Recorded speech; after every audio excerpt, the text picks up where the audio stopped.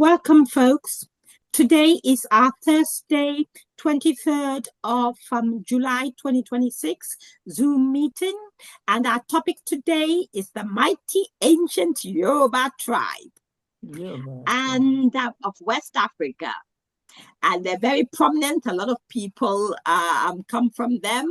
And in the diaspora, in Brazil particular, in America, in Jamaica, a lot of them, and in I think Barbados is another one that there's a lot of them. And in the UK. And the UK, yes, and the UK, Sister Maureen. Yorubas are all over the place. And they are in Nigeria and Benin, I gather. And I think a few of them are in also Togo. And let me start with a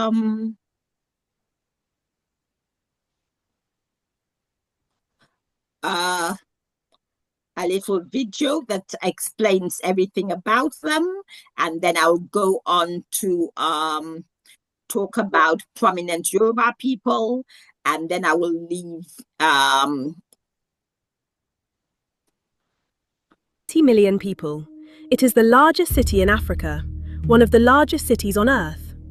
But Lagos is not the beginning of this story. The beginning is older, much older. 4,000 years ago, in the forest belt of what is now southwestern Nigeria, a civilization was taking shape that would eventually produce one of the largest cities in the medieval world, one of the most powerful cavalry empires in African history, and a belief system that today has over 100 million followers across 5 continents. They are the Yoruba, and their story does not end in West Africa.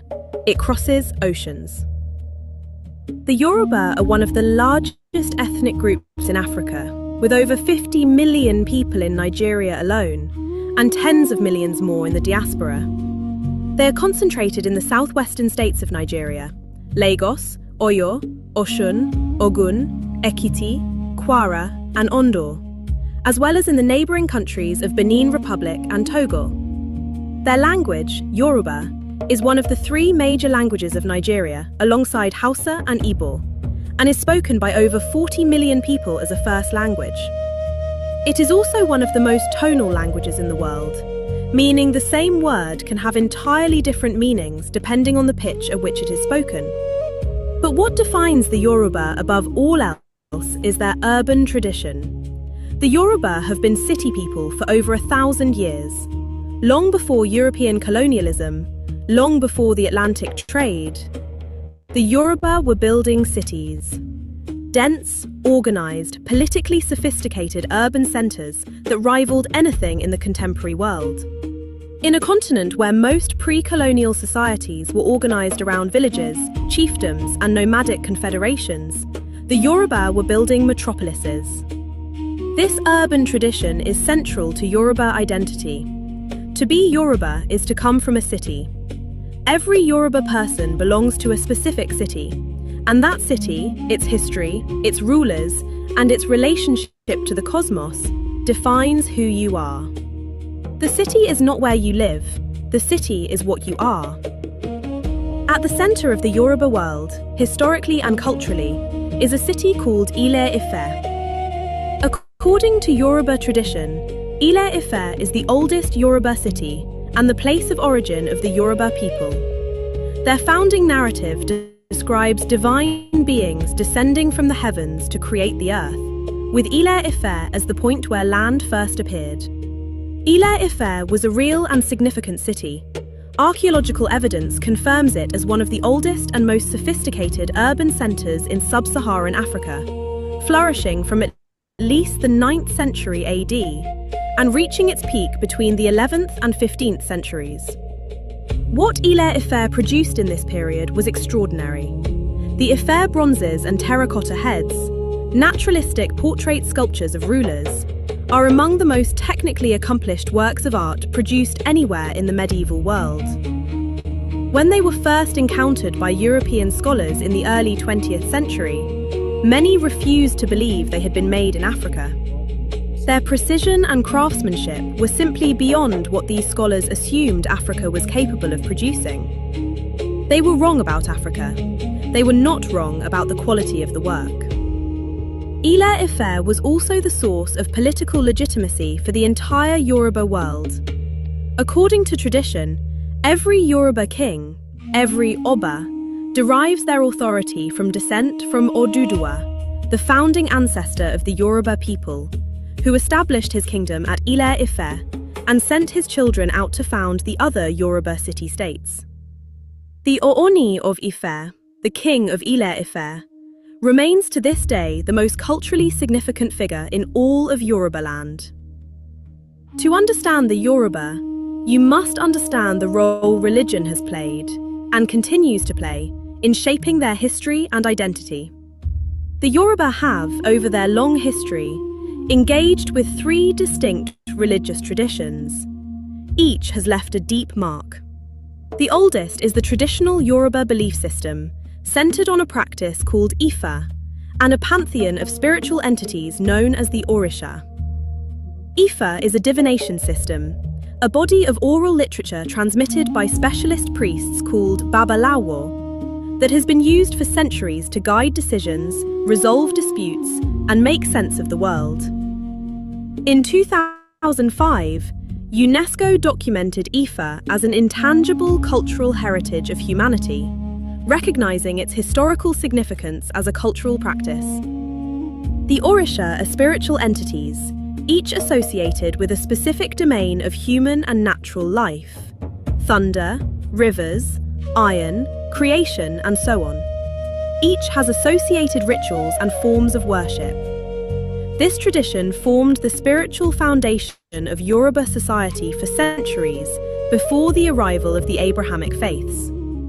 Islam arrived in Yoruba land gradually, from around the 14th century, carried by Hausa and Malian traders moving south along the trade routes. It spread slowly at first, finding its earliest roots among the merchant class and the northern Yoruba cities closest to the Hausa states. The pressure intensified in the early 19th century, when the Fulani Jihad pushed southward into Yoruba territory, capturing the city of Ilorin and establishing a Fulani emirate in the heart of Yorubaland. This accelerated the spread of Islam significantly across the north of the Yoruba world. Today, approximately half of all Yoruba are Muslim, making the Yoruba one of the very few large African peoples genuinely divided almost equally between 2 of the world's major religions. Yoruba Islam developed its own character over the centuries, integrated with local cultural practices and producing a tradition of Islamic scholarship conducted in Yoruba rather than Arabic. Christianity arrived in Yoruba land in the 1840s, carried by missionaries, but crucially, some of the most influential of those missionaries were Yoruba themselves. Samuel Ajayi Crowther was the most significant.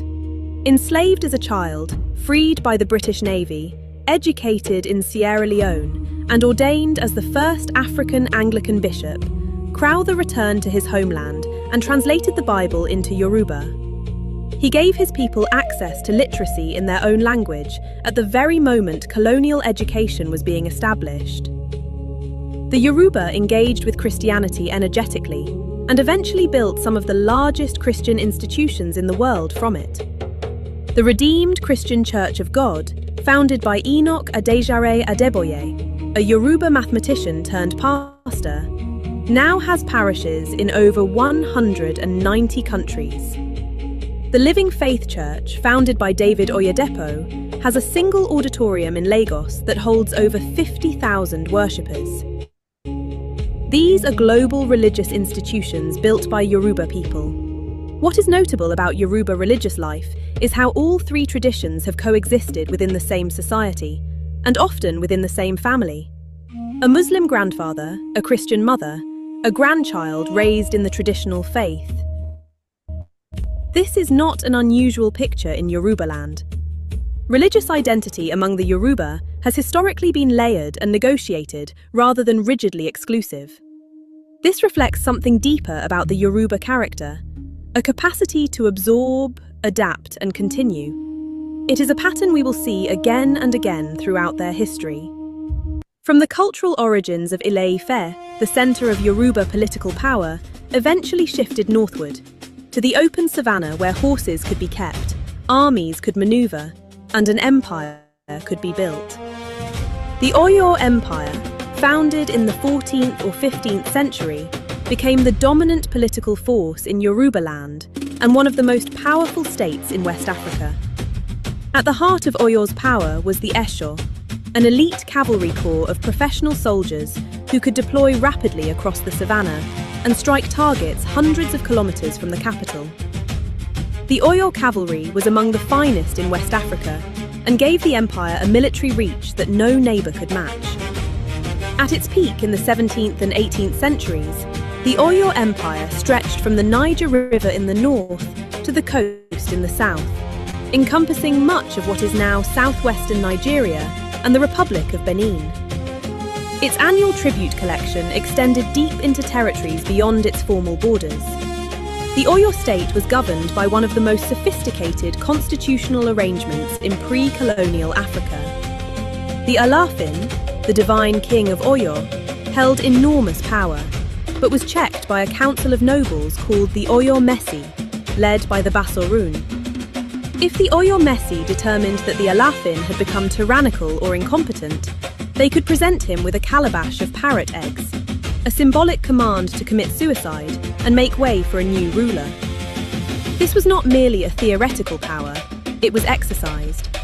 The Oyo Empire was also deeply enmeshed in the Atlantic slave trade. From the late 17th century, Oyo became one of the most significant suppliers of enslaved people to European traders on the coast, raiding neighbouring territories and selling captives through Dahomey to the ports of the Bight of Benin. The consequences of this participation would eventually contribute to the empire's own destruction. The 19th century was the most catastrophic period in Yoruba history. It began with the collapse of the Oyo Empire, a series of internal crises, rebellions by vassal states, conflicts between the Alafin and the Oyo Meshi, and the rising power of the Fulani Jihad states to the north, shattered the empire in the 1820s and 1830s.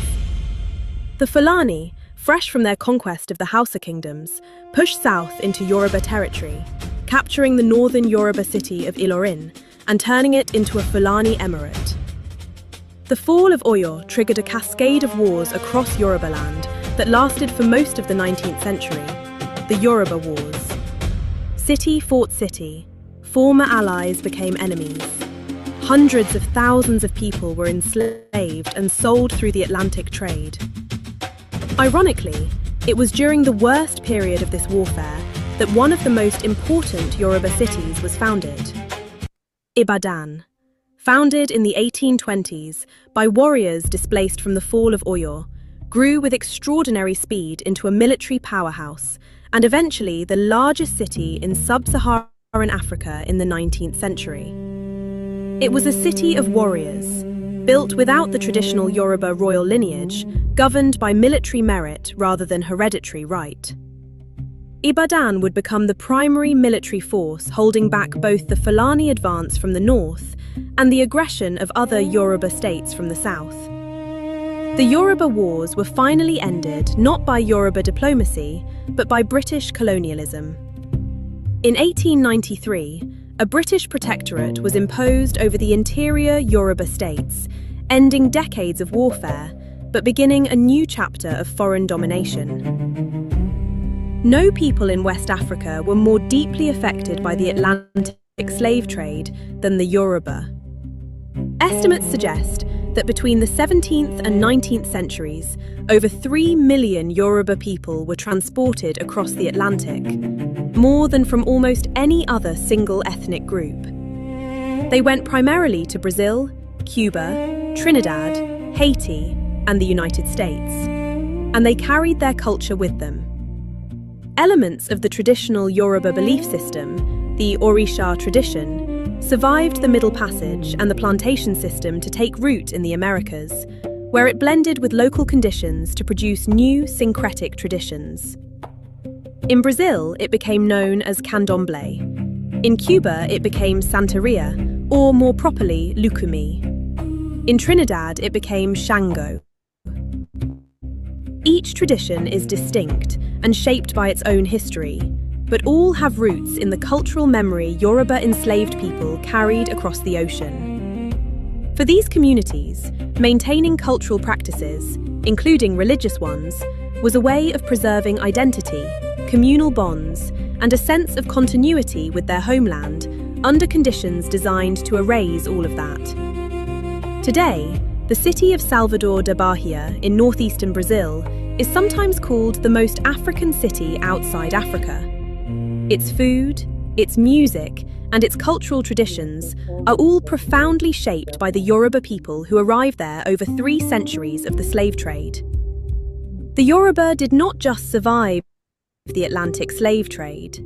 They left a permanent mark on the cultures of every place they were taken. When the British formalised their control over southwestern Nigeria in the late 19th century, they found themselves dealing with a people uniquely positioned to engage with the new colonial order. The Yoruba had been in contact with Christian missionaries since the 1840s, and crucially, many of those missionaries were themselves Yoruba. Samuel Ajayi Crowther, enslaved as a child, freed by the British Navy, educated in Sierra Leone, and eventually ordained as the first African Anglican bishop, returned to Yoruba land and translated the Bible into Yoruba. He gave his people access to literacy in their own language at the very moment colonial education was being established. The result was that the Yoruba entered the colonial period with higher rates of literacy, a stronger tradition of urban commerce, and a more developed professional class than almost any other group in Nigeria. By the early 20th century, Lagos was producing lawyers, doctors, journalists, and politicians at a rate that alarmed colonial administrators. When Nigeria became independent in 1960, the Yoruba were at the forefront of the new nation's political and intellectual life. But independence brought new challenges. Ethnic competition with the Hausa Fulani North and the Igbo East, the trauma of the Biafran War from 1967 to 1970, and decades of military rule that frustrated Yoruba political ambitions. The tension between Yoruba identity and Nigerian national identity remains one of the defining political questions in Yoruba life today. Today, the Yoruba are one of the most dynamic peoples on earth. Lagos, the city that opened this video, is the economic capital of Africa, processing a significant share of the entire continent's trade and commerce. It is a Yoruba city, built on Yoruba land, and its energy is inseparable from Yoruba commercial culture. Nollywood, the Nigerian film industry, the second largest in the world by volume, is dominated by Yoruba storytellers, Yoruba themes, and Yoruba aesthetics. The Yoruba travelling theatre tradition, which flourished in the 20th century under figures like Hubert Ogunde, was one of the direct ancestors of Nollywood. Afrobeats, the genre that has taken the world by storm, with artists like Burna Boy, Wizkid, and Davido dominating global charts, is rooted in Lagos, in Yoruba musical tradition, and in a long history of cultural production stretching back through highlife, juju music, and the talking drum tradition. And across the diaspora, in London, New York, Toronto, Sao Paulo, Havana, and beyond, Yoruba cultural identity is experiencing a powerful renaissance. People of Yoruba descent are reconnecting with their language, their history, and their heritage. The talking drums are still being played, Ile Ife is still there, and the story of the Yoruba is still being written. 50 million people in Nigeria, tens of millions more across the Americas, Europe, and beyond. A people who built great cities before most of the world knew what a city was, who survived conquest, slavery, and colonialism, and left their mark on every place they passed through. The Yoruba are not a people of the past. They are a people whose history is so deep, so consequential, and so far-reaching that it continues to shape the world today. 4,000 years, 50 million people, and the story is still being written. Subscribe to the Cognos, and if you haven't watched our Thank you very much. That was just a lovely video about the Yoruba people. I hope you all understood it and have a lot of questions. And we have a couple of Yoruba people here. I think Sister Maureen I'm and from a different tribe, also actually. I'm from the you're Igbo not tribe. Yoruba, I'm sorry. No, You're Igbo. yeah, so I'm half Igbo and my mum's from a different tribe, Edu. So, the majority of my family Edu. are Okay, I'm Igbo. And sorry. because my father's like the head Yeah, of the family, we follow their culture. So I wasn't really wonderful. immersed in the Yoruba culture, but yeah, this was a nice Yeah, refresher understanding their culture and how it's impacted the diaspora and wonderful. their industry and economy and how it was flourishing from the beginning and how the different religions came in. So yeah, it was nice hearing this aspect, but I'm very rooted in the Igbo culture Yeah, and thank you. We'll do language. Igbo another time. Yeah. Thank you very much. I know Brother Dio is definitely Yoruba with a name like Dio. And but anyway, we haven't finished that. I just wanted to give some um names of some prominent Igbo people. Sorry, some prominent Yoruba people. Sorry about that. In the world today. Oops, a daisy. Never mind. My first oh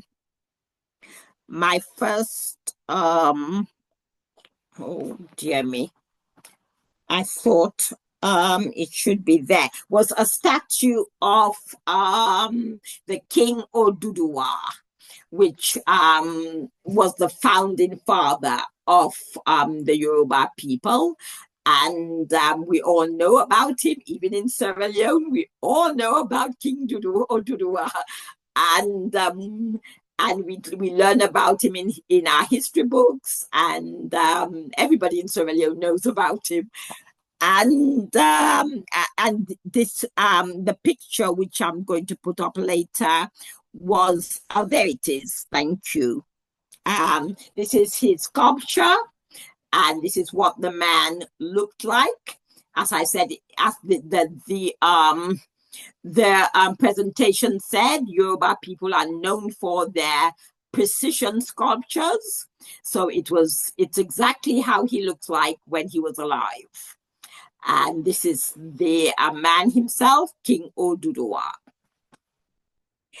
And we want to go to the next one, Bishop Ajay Crowder, which is a Creole like me. And he was already captive, which meant that he was recaptured on his way to America and by the British Navy and brought to Freetown. And he settled apparently in Kissy Village, which is just east of Freetown. Yep, which is just east of Freetown.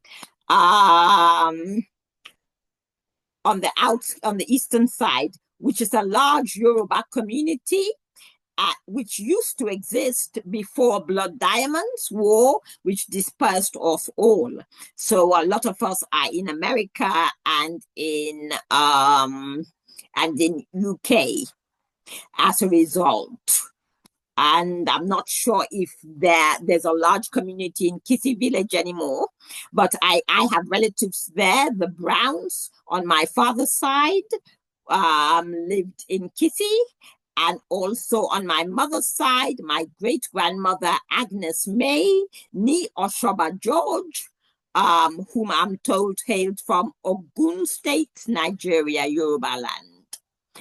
And my in-laws, the Ladipoles from Oyo State, in a town near Ibadan.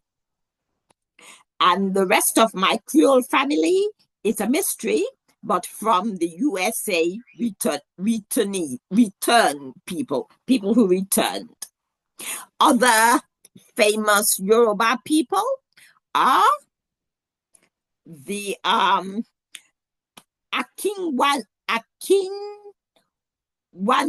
Oluwole Babatunde Soyinka, a Nigerian writer, playwright, and poet. He has written 3 novels, 10 collections of short stories, several poetry collections, 25 plays, and 5 memoirs. He has also written 2 translated works and many articles and short stories for newspapers and periodicals. He won the Nobel Prize for Literature in 1986. Wale Soyinka. And we study him at Fabe College, University of Sierra Leone too. And one of his famous books, which I absolutely love, was I think I'm not sure the title, but what you got from it is, if you don't know where you're going, know where you come from. I said, yes, that's it. If you don't know where you're going, know where you come from. Yoruba land. Yes, that was Wale Soyinka. And there are a few other Yoruba people that I want to mention. The Nigerian-born Yoruba surgeon who made medical history, Dr. Oluyinka Olutaye. In 2016, him and his team at Texas Children's Hospital performed a groundbreaking fetal surgery on a 23-week-old fetus. They temporarily removed the baby from the womb, successfully removed a life-threatening tumor, and placed the fetus back into the womb to continue developing. The procedure was performed because the fetus had developed what is called I can't pronounce that. It's some sort of tumor, a rare large tumor growing on the tailbone that was putting a fetal strain on the baby's heart. And rather than terminating the pregnancy, Dr. Olutoye and his co-surgeon, Dr. Darrell Cass, carefully opened the mother's uterus, partially delivering the fetus, removed the tumor, and safely returned the baby in the womb.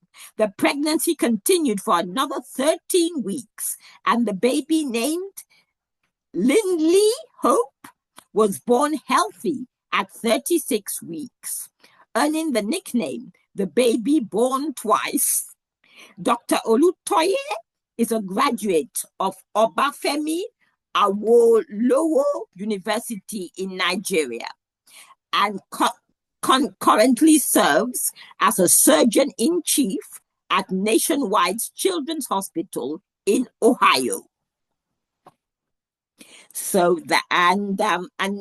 going to leaving medicine and going to, there are many of them who are in the international music scene, but one of the ones that I know way back in the 90s is Sade. Sade is a legendary British Nigerian Yoruba singer-songwriter born in Ibadan, and is one of the most successful British artists in history. And I'm sure most of you, those of you in the UK, know her. And I'm not sure if she's as famous in America as she is in UK, but she is very famous in UK. And we're going now to fashion. There is a number of famous fashion designers.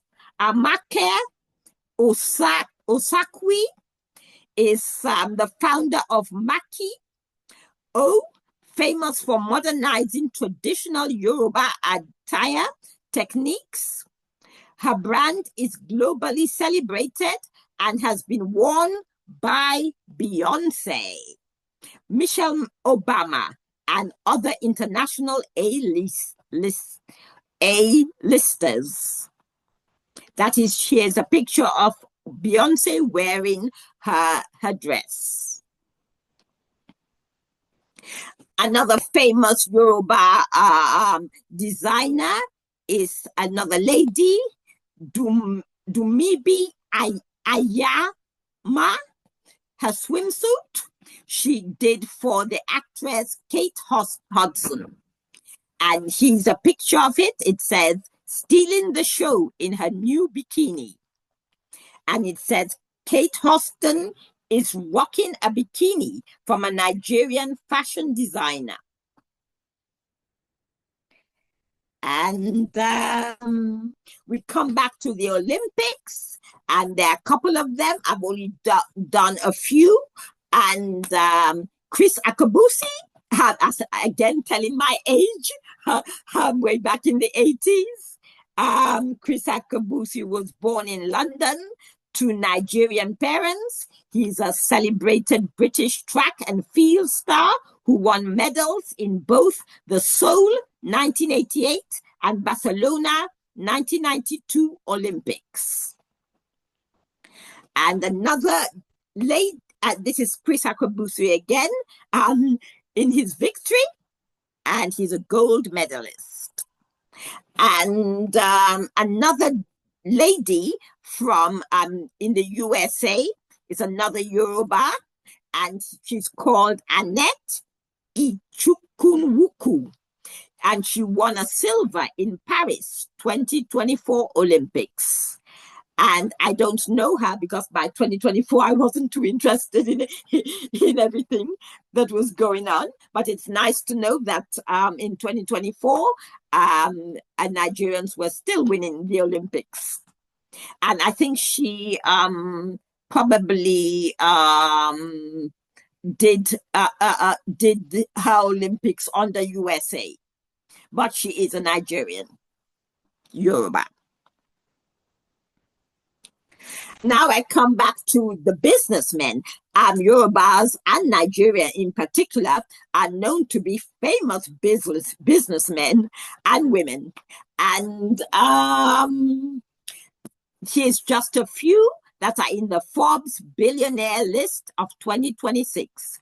Adebayo Ogunlesi in private equity, Tope Awotona, who is the gentleman behind Calendly. Mike Adenuga is in telecom and telecommunications. Femi Otadola is in energy and power. And he's just two of them, their pictures. Adebayo Ogunlesi in the private equity, and Mike Aduniga. And a bit of their wealth. Adebayo Ogunlesi is estimated $2 billion. And Tope Awotunu is estimated $1 billion. And Mike Adenugu is estimated $1.3 billion.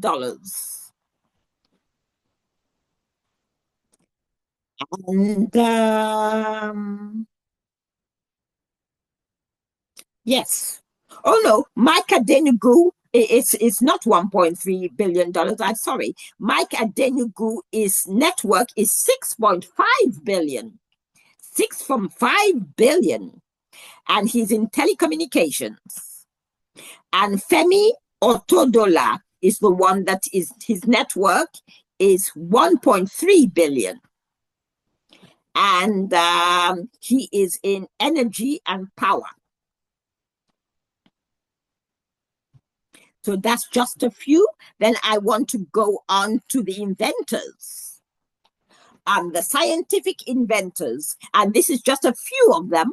There are quite a few that I had to choose from, so I just took a few. And Selas Adekunle is invented something in robotics. Ayinoluwa Aboyiji is a tech IT genius, and Dr.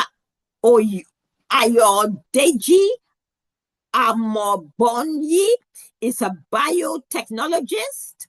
Oladapo Afolabi is a famous scientist, and Professor Ayoka Olufunmilayo Adebambu is a lady, and she is in agriculture. And just to bring a few, Silas, what he did was he became the highest paid robotics engineer after securing a deal with Apple about making his standard creation available to US and UK markets. I think what he did was a gaming, IT gaming thing. Yes, and I've just got a little of Professor Ayoko. Professor Ayoko is a celebrated agricultural scientist who developed a pioneering indigenous breed of livestock, mainly poultry breeding. I would like to meet her and see if she can help our farmers in Sierra Leone. And I think that is it. And I just want to tell you how disappointed I am in our Kemi Badenoch. Finally, our British Nigerian Yoruba lady, Kemi Badenoch, who famously said she is ashamed of being Nigerian. Her parents must have omitted telling her about the rich 4,000-year-old ancestry and achievers, whilst Britain was running naked.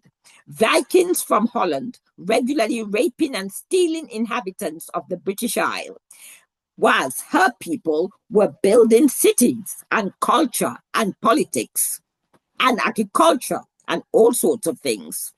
She is now the puppet leader of the Conservative Party UK, similar to the Republican. So you can guess what her opinions are. Expected to do worse than Barack Obama, who ruined Africa's chances for unity and self-determination, murdering the man who established free education, free health, help for unemployment, help for the newly married couples, and whose country is now the center for African enslavement. Unfortunately, that, to me, is Barack Obama's legacy. And I wonder what this new puppet leader from the Conservative Party UK has in store for us, who clearly told the world that Nigerians, her people, are backward, barbaric, and she has been prepped to do that, probably from childhood. Because for a 5-year-old entering those schools, versus a 40-year-old person, she didn't have a chance. Not a chance when parents handed her over to 40-year-old teacher, twisting her mind from the age of 5. It's sad what happens to us. However, we are glad that Ibrahim Traore and the other leaders in Mali and Niger escaped the twisting of the brains, although there are loads of Kemi Badenochs all over the place, ready to do 21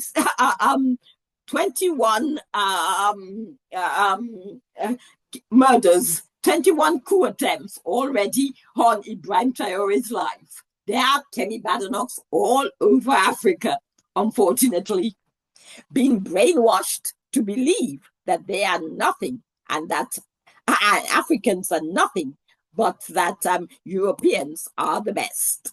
It's sad. And this is her family. And very soon she will be a dirty secret that no one is proud to say about, to talk about. That's what happens. 4 or 5 generations down, nobody will be saying, I have a black ancestor. Not one. And here she is with husband.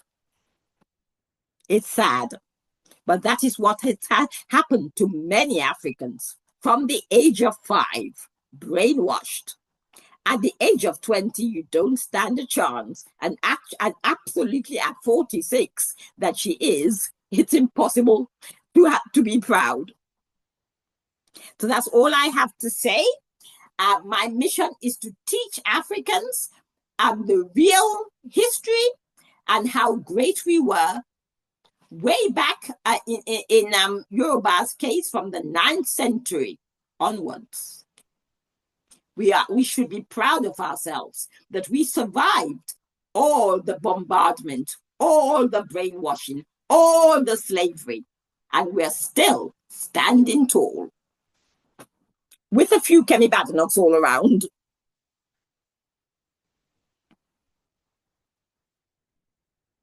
Now I just want to bring I just want to bring Sister Maureen has already said her piece. She's an Igbo, but she was very happy to learn about the Yoruba people. Dayo is a Yoruba. You have anything to say, Dayo? Uh, Most definitely. Yoruba culture, to start with, is respectful in its kind. I think one of the things that I love very deeply about us is the fact that we are a very, respectful people. We give respect to our elders. I've been in the UK for years now, and man, the culture here, in comparison with ours, is sort of barbaric, even though they call ours to be barbaric, because you see a young chap speaking very rudely to an elderly person. And I mean, our Yoruba culture is that of respect. So when I see elderly people, I call them respect, and it gives me so much joy because it takes it takes a whole lot of work to be elderly, honestly. Like today I'm 27, and it feels like I've lived here for more than 100 years. So to see somebody in their 60s is more or less like, man, I don't know how you guys got here. It's a lot of work. So yeah, I mean, it's just the culture, which is that of respect, that I love about the Yoruba people. And thanks for listening. Thank you very much. And that is so true. Even in Sierra Leone, we call people auntie. We don't call them by their names at all. And I remember one Auntie Ola. Ola is a Yoruba name, and she's a Creole. And I said, hello, Mrs. Williams. He said, how dare you call me Mrs. Williams? I didn't know what to do. And she said, Auntie Ola to you. And I said, okay, sorry, Auntie Ola. And from then on, I called her Auntie Ola. So we have the culture in Sierra Leone too. And Ola is a very Yoruba name. So I know she comes from the Yoruba people. So, yes, we have the respect and the culture as well. So, Dr. Willie, do you have anything to say about what we've just said? Dr. Willie, can you unmute? I forgot Dr. I Willie was is an on. African American. Yes. Okay. I'm just listening and taking it all in. It is very enlightening. And you'd be surprised if you said do a DNA to find out your roots and where you come from and who are you connected to. So I was just, it's very enlightening. And forgive me if I'm not, like I said, I'm listening, but as I'm working, but it is very enlightening. It's interesting for you to check your roots and find out where you come from. And I just haven't done that because I've already found out that I'm connected to some Indians and they'll go all the way back up to slavery. Yeah. And Okay, that was nice. yeah, Yes, Megan, Duchess of Sussex, did her DNA, and she's a Yoruba. yeah, yeah, yeah. I learned something Yes, new. the lady that But- married Prince Harry. Oh, okay. Yeah, Oh, okay. To my and Meghan Markle. Meghan That, Markle, but I call her yeah. her right name, Meghan, Duchess of Sussex. People Oh, don't give yes. her respect, and it's very wrong.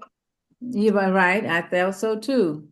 Yes, because you know that Yeah, was racism had a lot to do with that because she is who she is.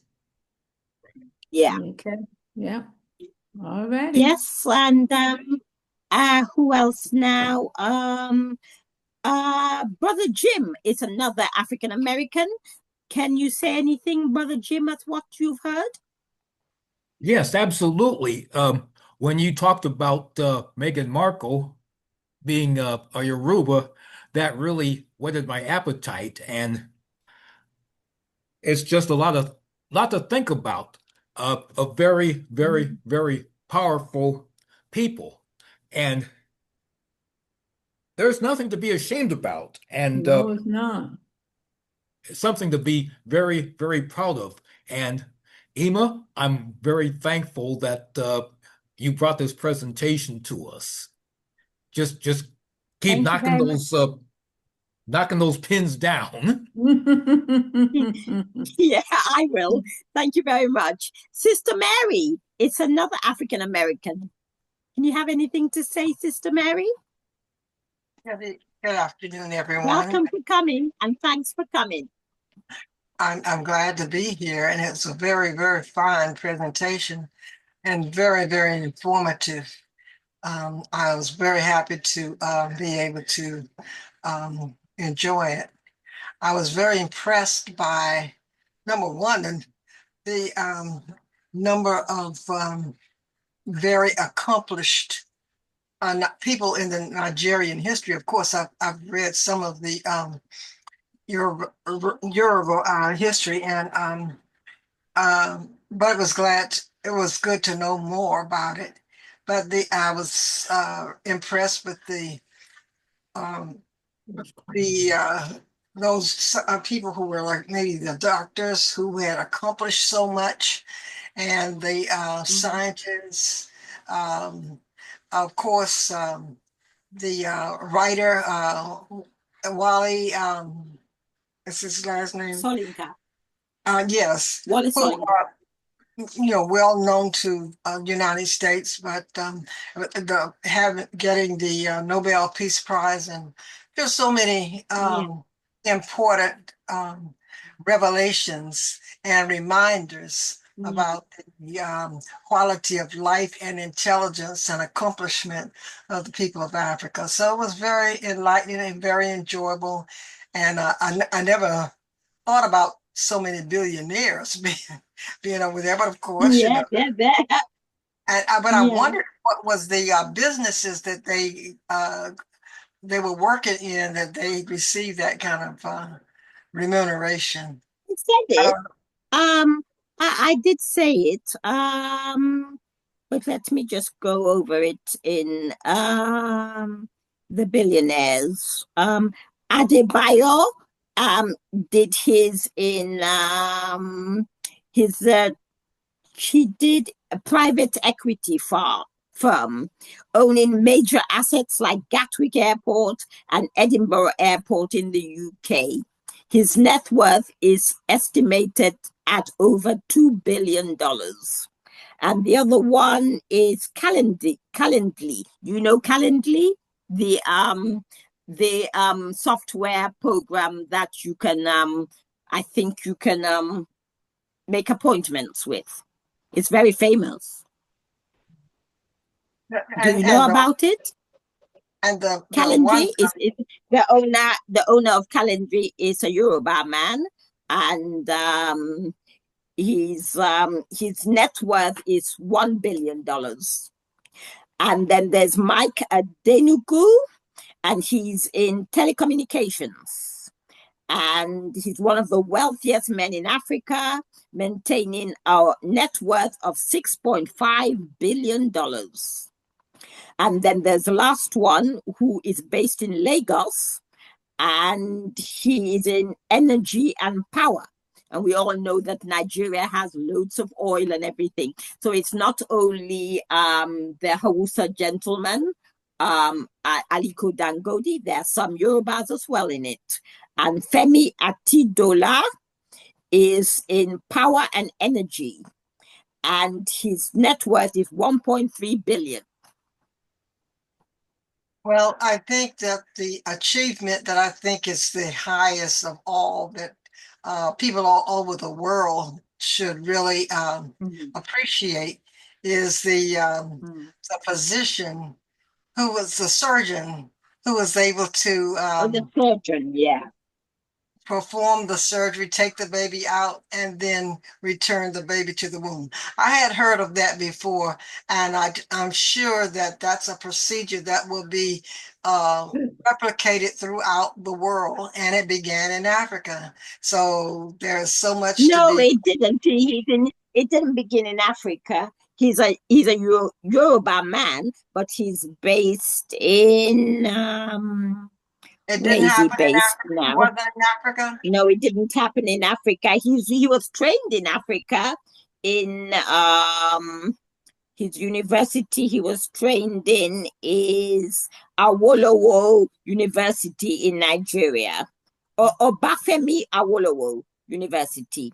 I think Obafemi Awolowo was one of their presidents, and he got a university named from him. And Dr. Olutoye is a graduate of Obafemi Awolowo University, and the surgery was done in Children's Hospital in Ohio, in USA. Oh, really? Okay. Yeah. Well, that's something good to know. I just was impressed that it was an African who had accomplished that. Yes, he was a surgeon in chief. Yes, and he did very well. And there are others. I had a number of them to choose from. I just chose his. There are the doctors who've done wonderful things. And yes, so thank you, Sister Mary. Brother Oliver comes from Zimbabwe. Do you have anything to say, Brother Oliver, about Nigeria? Because people like Nigeria has a bad name in Southern Africa for some reason. And as I said to some of my Southern African colleagues, the Bantu people originally came from West Africa, and some of them possibly Yoruba. So you're basically murdering your own people who helped you. Yeah, for sure. Yeah, I just like your presentation, my sister, and it was very informative.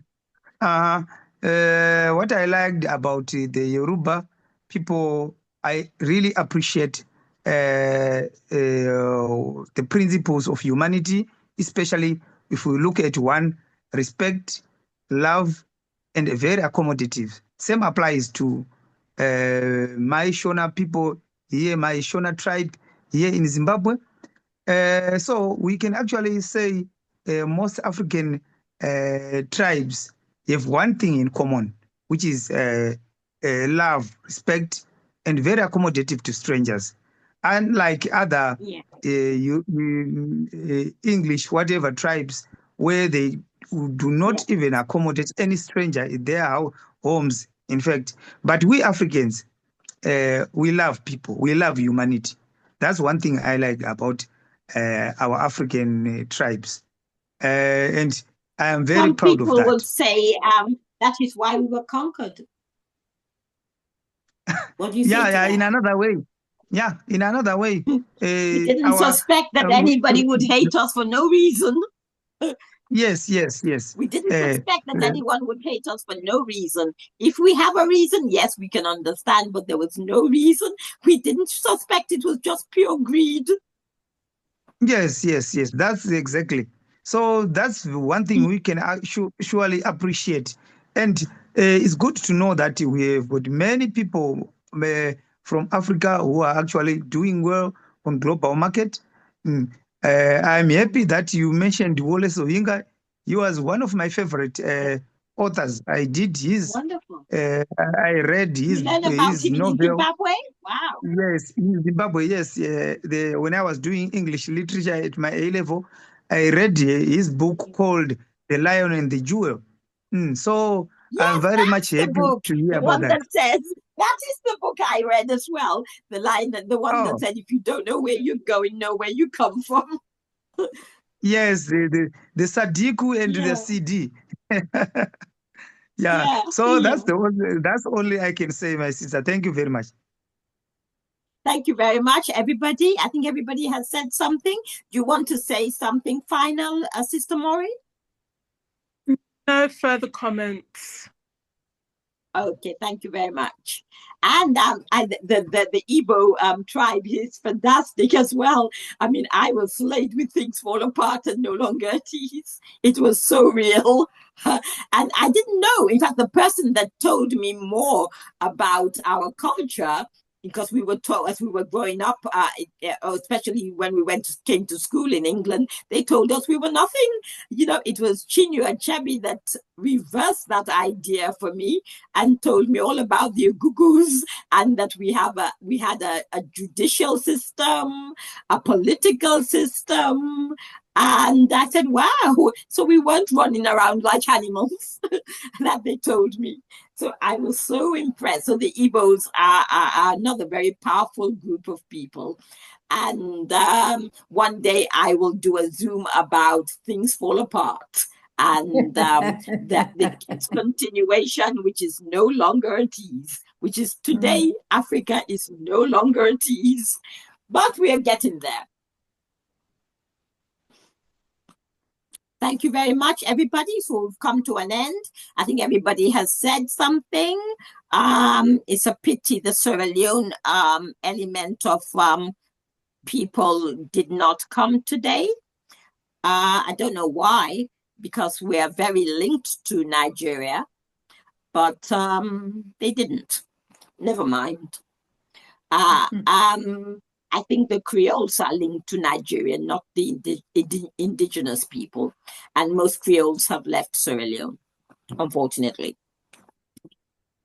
And okay, well done, everybody, and thanks for coming. We look forward to you another Thursday, next week, Thursday. I'm not sure what we're going to be talking about next Thursday, but I will let you know. Thank you all for coming. God bless. Okay. God bless See you all too. tomorrow. Have a good one. Bye-bye. Thanks. Yes, Thanks for I'm looking everything. forward to Dr. Willie's